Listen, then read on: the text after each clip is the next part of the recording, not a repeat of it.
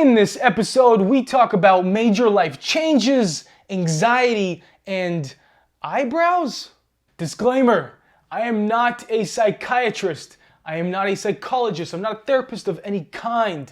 Everything that I say in this episode and in this show is all based on my personal experience, things that I've done to help me through tough times, and things that I know that other people have done to help them through tough times as well. So take it all with a grain of salt. First question comes from NSFW can confirm. Not safe for work can confirm. All right, hey, hi, first time on this sub, but I was wondering if you can help me in regards to reading this body language. So there's this guy at work that I occasionally have to pass through the area in which he works. Every time I walk past him, and if we make eye contact, he will quickly jolt his eyebrows up and down while looking at me. But he does not smile or alter any other part of his facial expression. He keeps a deadpan face while raising his eyebrows at me. He does this every time, and I find it somewhat noticeable when compared to something neutral, like a smile. First off, I want to say, thank you for the question. So you've seen, if you know anything about my videos and know what I talked about before, I've done a lot of videos on body language, and I have one on the body language of eyes, which you can find here.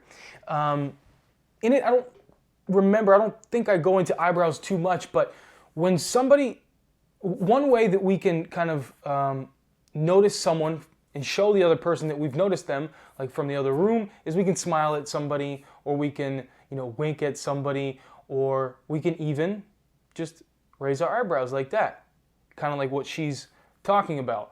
So him, by doing that, is just he's noticing you, and it's kind of like he's saying, hey there. Now, he's got a deadpan face. Maybe he's just a little bit, strange. But what he's ultimately doing is he's saying, hey there. Now, I do also want to point out that when someone is attracted to somebody, for like a split second, they might open their eyes kind of to let in more light so they can see more of you, because if they're attracted to you. So that could be another thing. However, if he's doing it all the time and his eyes are pretty much staying the same, like they're open the same amount, but he's just moving his eyebrows down, then that technically just means he's just saying, hey there, how you doing? Second question is from Beyonce for Life. It's dealing with anxiety. Within the past few months, I have been suffering from some public speaking anxiety, and I'm trying to work through it because I have medical school interviews coming within the next month. During my past interviews, I have been very anxious, and it showed to the point where the interviewer directly asked me why I was so nervous. I've been meditating for about 2 years, and I try to focus on the feeling when it arises, but it seems to intensify it and doesn't help much for the interviews.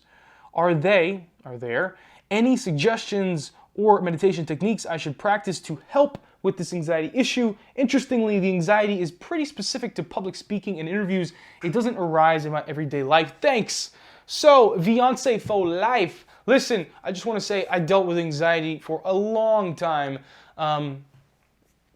Anxiety is not something that's ever going to go away. You can't get rid of emotions, but you can get to a point where you are able to control those emotions so that they don't control your life. I still get anxious when I have to speak in front of crowds or groups of people, but as soon as I'm there, it goes away. One, I want to say good job for meditating for 2 years. I would ask you, how long are you meditating for? And I would extend it. If you're only meditating 5, 10 minutes, 15 minutes here and there, I would say extend that to 30 minutes, 45, even an hour if you can do it every single day. What it's ultimately going to do, and I've talked about it before, is that it'll build gray matter within the brain, particularly in the hippocampus. And gray matter is very good for emotional regulation and self-control, ultimately. So you'll get to the point where things that made you anxious before just won't make you anxious anymore. You'll just naturally, it just won't bother you anymore without really much of a conscious effort. In addition to that, I have also tried within mindfulness and meditation and Buddhism, you see a lot of focus on the emotion. If you have anger there, just watch it, pay attention to it. And that's definitely a very good technique of becoming aware of the things that you're feeling, of the things that you're, noticing inside of you. But like you said, they can intensify it.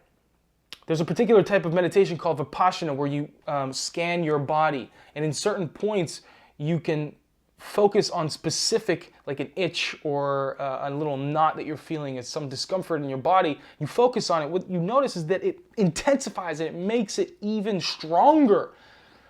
But after a while, it goes away. So if this isn't working for you, focusing on the anxiety and on the nervousness as it comes up, another thing that you can do, that I do, is just accept it. And that's another part of mindfulness meditation in Buddhism, is just accept it. It's okay. It's fine. So when I go up to speak in front of groups of people, or when I feel a little bit of anxiety coming on, I'm just like, oh, there it is again, anxiety. I know this. I've known anxiety for many, many years, for my whole life.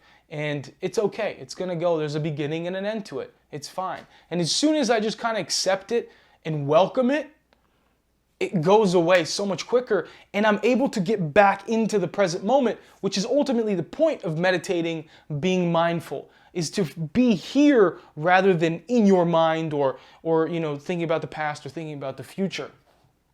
It's about being in the present moment, because in the present moment is where you can really relax. And so that's what I would say. I would say, 1, extend your meditation.